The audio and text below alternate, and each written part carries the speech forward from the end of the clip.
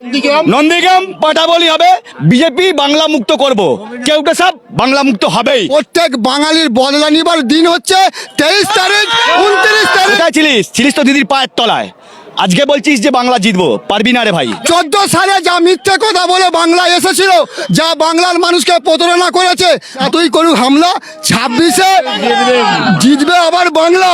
আর মমতা ব্যানার্জি যাচ্ছে দিল্লিতে করতে হামলা, বিজেপি তুই এবার সামলা। যে শুভেন্দু অধিকারী এত দাবি জানাচ্ছে, সে তার নিজের বুথে গুহারে হারবে। বিলকিস বানুর কথা ওঠে, যদি মণিপুরের কথা, তখন তাদের শাস্তি দেয় নেই, তাদেরকে 15 আগস্ট মালা পরিয়ে নিয়ে ঘুরেছে, কারা ঘুরেছে? বিজেপি প্রার্থীরা। বিজেপি বাংলায় পাপ দিতে ভয় পাবে।